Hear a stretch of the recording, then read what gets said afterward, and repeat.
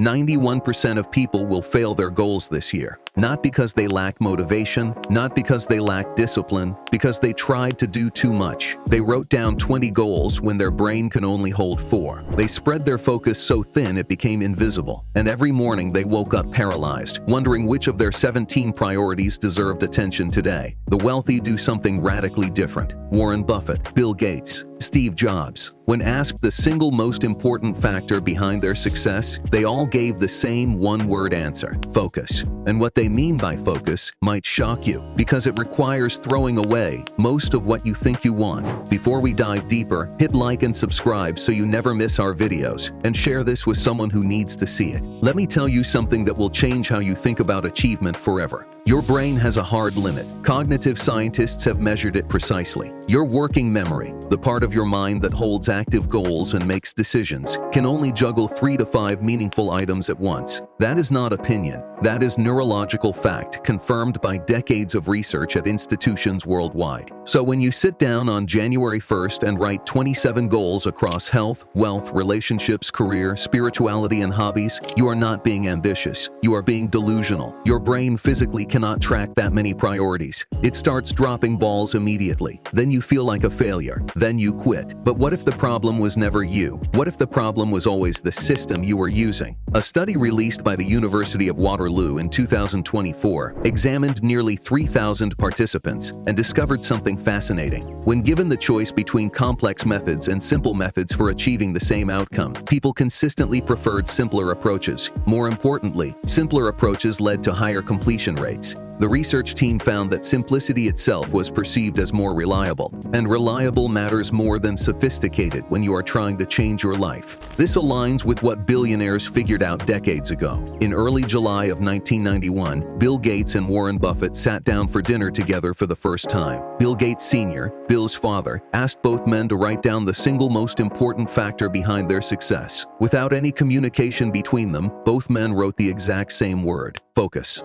Here is the brutal truth about focus that nobody wants to hear. Focus is not about what you decide to do. Focus is about everything you decide not to do, every single thing. Warren Buffett teaches something called the two-list strategy. He told his personal pilot to write down 25 career goals. Then Buffett told him to circle only his top 5 priorities. The pilot figured those 20 non-circled items would become a secondary list for spare time. Buffett corrected him immediately. No, everything you did not circle just became your avoid at all costs list. No matter what, these things get no attention from you until you have succeeded with your top 5. Most people read that and think Buffett was being extreme. He was not. He was being scientific. Because every goal you add multiplies your decision load, and decision fatigue is real. If you want to go deeper on building the systems that actually create wealth, check out the VYBO Wealth Blueprint. It breaks down the exact frameworks used by high performers to build sustainable wealth while everyone else stays stuck in the endless cycle of busy work. The link is in the description. This next part is why your goals keep failing. And once you understand it, you cannot unsee it. Researchers studying judicial decisions found something terrifying about how our brains work when overloaded. Judges reviewing parole cases granted favorable rulings about 65% of the time at the start of the day. By late morning, that number dropped to nearly 0. After lunch, it shot back up to 65%. Then declined again throughout the afternoon. Same judges, same types of cases. Wildly different outcomes based solely on mental fatigue.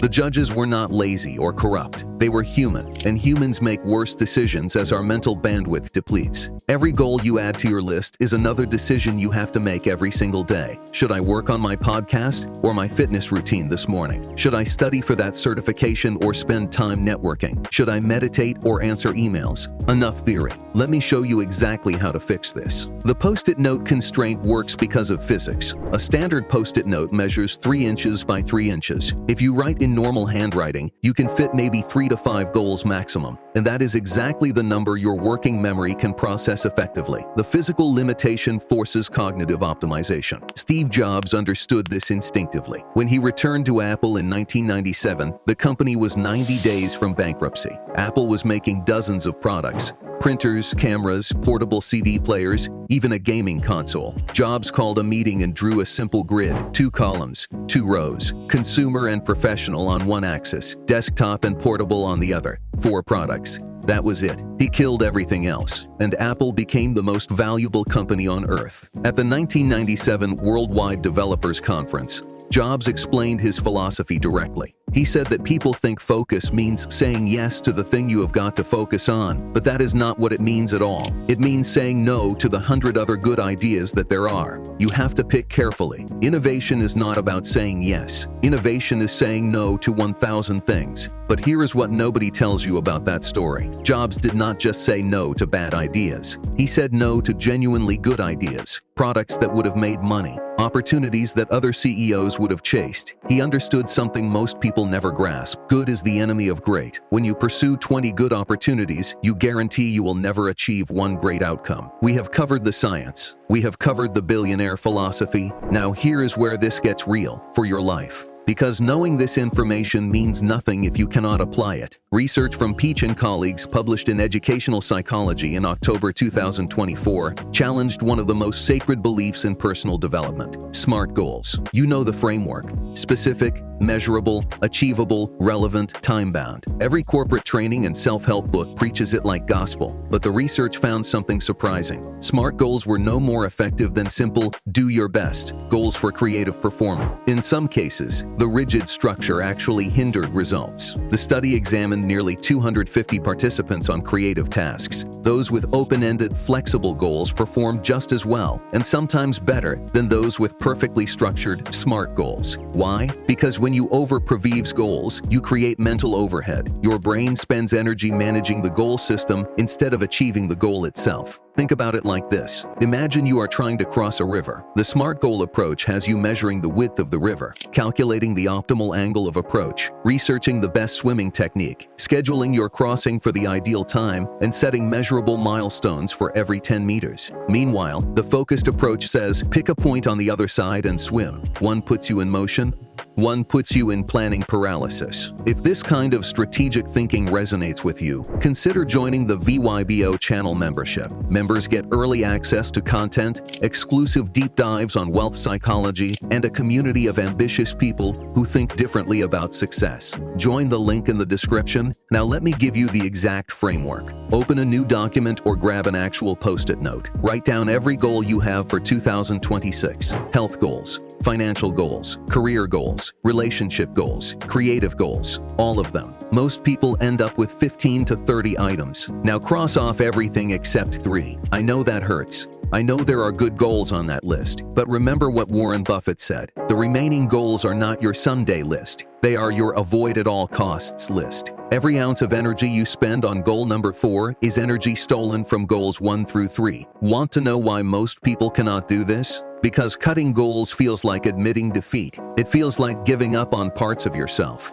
But that is backwards thinking. You are not giving up, you are choosing, and choosing is the highest form of commitment. Warren Buffett set a single focused goal as a child. By age 11, he had announced he would become a millionaire by age 35. He consumed every resource available on making money. He started businesses. He reinvested obsessively. He said no to almost everything else. The prediction was wrong by 5 years. He became a millionaire by age 30. Single-minded focus did not limit his outcome. It accelerated it beyond his own expectations. Here is the math that most people refuse to accept. If you have 20 goals and dedicate equal energy to each, every goal gets 5% of your capacity. At 5% effort, nothing moves meaningfully. You end the year with 20 goals at 5% completion, 0 transformation, 0 momentum, 0 satisfaction.